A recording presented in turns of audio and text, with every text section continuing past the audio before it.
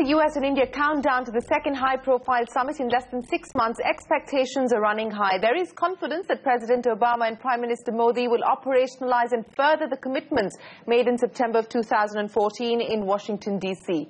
The US Ambassador to India, Richard Verma, says President Obama's Republic Day visit goes well beyond symbolic gestures and reflects the commitment to deepen the India-US partnership.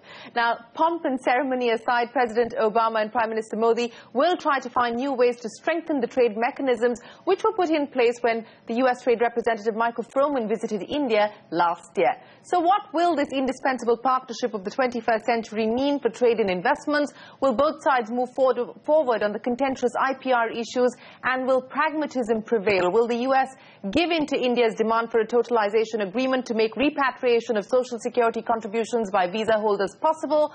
Can we become global partners meeting global challenges as articulated by President Obama? To discuss all of this and more, joining us today, Kiran Mazumdar, member of the India-US CEO Forum. Also with us, Pratibha Singh, member of the IPR Committee and Senior Advocate. Chandrashekhar, President of NASSCOM, and Subir Gokarn, Director Research at Brookings, India. Appreciate all of you joining us here. Kiran Mazumdar, let me start by asking you, because we have a long list of items that the US would like India to take up on a priority basis, whether it is further liberalization, removal of barriers, making it easier for US companies to invest in India, transfer pricing, so on and so forth. But what is it that India Inc. wants from the Obama administration? What does India Inc. want from the US? I know that there have been several rounds of negotiations as part of the India-US CEO Forum already. Can you take us through what is going to be on the agenda when you meet this time?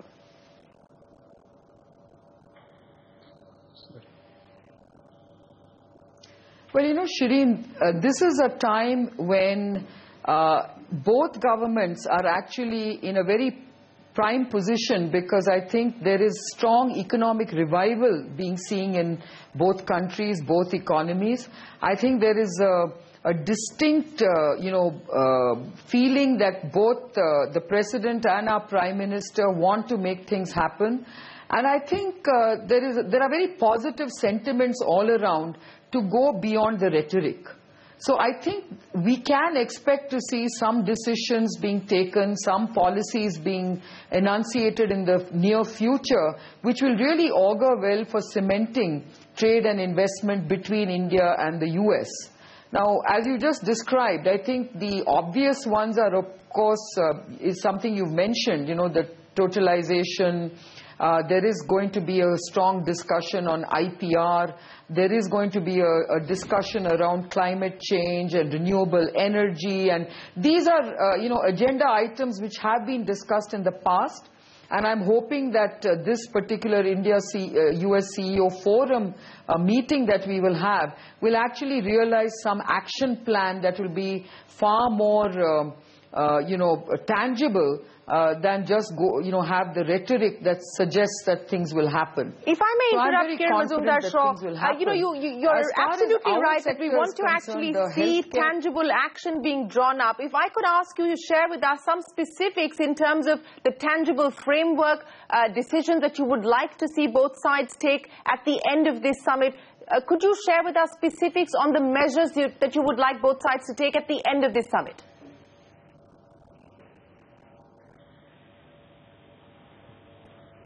So, speaking for our own sector of healthcare, pharma, biotech, it is very clear that, India and the Indian pharmaceutical industry is an integral part of the US healthcare system, because of the fact that we are extremely important and integral through our generics.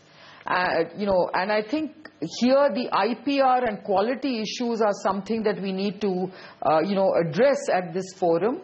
I think IPR is an issue where India has to basically change the perception, because it is really about perception and not the reality. I think the perception is that India is flaunting TRIPS norms. The perception is that India is granting frivolous compulsory licenses. And the perception is that we do not have a credible appellate and redressal system with which to resolve IPR disputes. Now, I think we have to basically correct that perception, because actually we are TRIPS compliant. Yeah. we certainly are not granting frivolous compulsory licenses because we have only granted one compulsory license. And the fact is we do have a credible judicial system that allows a resolution of IP disputes. Yeah. So I think we need to make sure that we address this in a very credible and sensible way. Okay, let me take that point forward. I'll come back to you, Kiran, in just a second. We need, of course, to work together. I'll come back to you in just a second, but I want to pick up on the IPR issues that you brought about because that clearly is going to be one of the important issues on the agenda.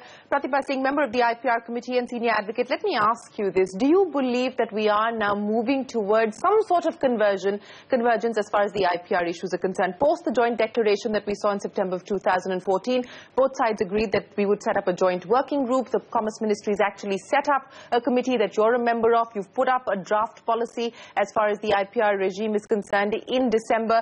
And if I were to quote to you, what the policy essentially states is that it will continue to foster predictability, clarity and transparency in the entire IP regime in order to provide a secure, stable climate. But would you agree with Kiran Mazumdar that the perception is what is hurting us as far as the IP regime is concerned? We are TRIPS compliant. We've made it very clear that we will not adopt a TRIPS plus provision, even if it were to be thrust upon us by countries like the United States, and that has been the demand in the past. Do you believe that we're really dealing with the perception problem? I would completely agree with Kiran that it's a perception problem. Statistics actually show that the cases which come out from India, more than 65 to 70% of them are decided in favor of the IP owners, especially even in patents. In trademarks and copyrights, the statistics are much higher. Any study empirically done on the basis of the data available shows that the perception is wrong because a few cases are being quoted out of context to give a bad impression for India. Statistics show exactly the opposite. So what can we expect now? And do you really believe that we are moving towards a more pragmatic approach on both sides as far as IPR is concerned? As part of the draft policy, India has maintained that national priority and the development of national priorities are going to be the key, and hence you're not going to push towards any legislative changes as far as the IP regime is concerned. So what can we expect then going forward? I think the first good thing that has happened with this government talking to the US is that we are at least talking. Earlier, there was no information sharing that was happening. Now, there can be on the table all information about IPR cases, patents granted to multinationals, to foreign companies, and there's a proper synergy in exchanging of information. And that would completely help in changing the perception.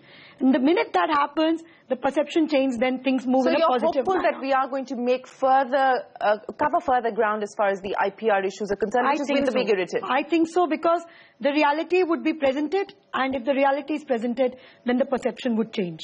Subir, Gokarn, do you believe that we are close to seeing a change in perception as far as India's IPR regime is concerned? You know, you've written in the past on this issue and said that the perception has been that India's IPR regime is not just broken or inadequate, it's also inadequately enforced. But do you see that there is a softening of position as far as the US is concerned? The commentary coming in from the USTR, for instance, which has put us on an out-of-cycle watch, seems to be softening with regards to the IP regime. Oh, very much so. I think there is a huge difference, and this could well be an issue on which there has been most significant convergence, I've called it, after the September summit. We've had a number of developments in the aftermath of that summit which suggests this convergence. One is our own initiative in setting up think tank, again signaling that we are not rigid on anything. We want to look into all these issues and present as objective a case as possible. On the US side, the out-of-cycle review that was precipitated by India being put on the policy priority watch list earlier last year was completed in October, or it was initiated in October and has been completed. We saw reports in December. I have not been able to see the report of the review itself on the USTR website. Sure. But the news report suggested that this was a much softer position than we anticipated earlier. And it basically said that the USTR is reasonably satisfied with the kind of progress that's being made. So from both sides, the initial signals in the post-September summit period have been that we're willing to work together on this. And obviously, this is convergence at the government level. There are concrete issues outstanding, as Kiran was saying, on the pharma side. But it's a very reassuring sign that that sort of standoff kind of scenario which we saw earlier, particularly with the USTR announcing the outer cycle review. Yeah. That has definitely softened. So I think we are going to see much more constructive engagement from in the high-level working group, and that's a positive sign. Obviously, business interests have to be, satisfied on both sides. You can't have a one-sided kind of an outcome. But I think the process now is sort of constructively in motion. Okay, let me get final comments from you on the IPR issue before I move on to IT. And Pratibha Singh, let me ask you, because you have invited stakeholder comments as far as the draft policy is concerned.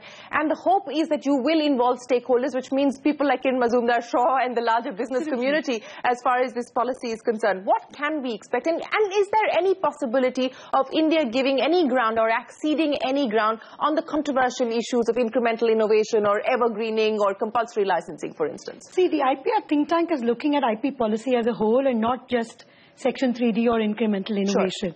So I would think that there are various other issues which we need to deal with in IPR, which is the overall administration of IP, setting up of patent benches for deciding patent cases quickly, and creating a larger pool of IPR conscious and IP savvy judges and lawyers to help the innovative industry, bringing in utility models and trade secrets. So I feel that 3D is just one issue which is parked on the side. That's a legislative issue. Which we're unlikely to touch any time soon. Okay, so we're not going to touch that. Kiran Mazumdar, Shaw, from an industry point of view, before I move away from IPR, what is it that you would like to see incorporated in the IPR policy that is currently being put together?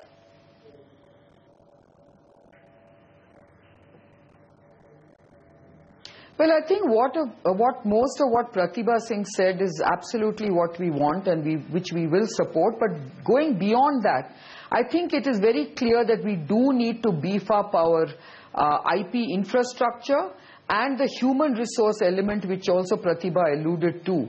I think we do need to work with USPTO. I hope the Indian Patent and Trademarks Office can work with USPTO to try not to reinvent certain aspects of infrastructure requirements for managing patents.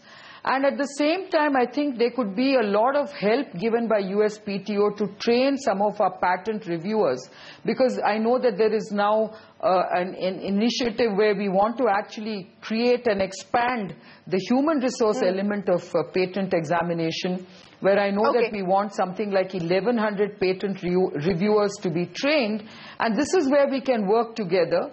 And I like the idea of the patent bench, which we need to create at high courts, just to basically have better domain knowledge to dispense with patent-related cases in a much more expeditious manner. All right, so consensus that movement has been positive as far as the contentious issue of IPR is concerned. Chandrashekhar, before I go into a break and then talk about IT's demand list in detail, very quickly let me ask you, what is it that you would like to see? There's been a lot of talk about the outsourcing businesses now. We've discussed it ad nauseum. Hopefully the immigration bill is going to be buried at least for the next couple of months.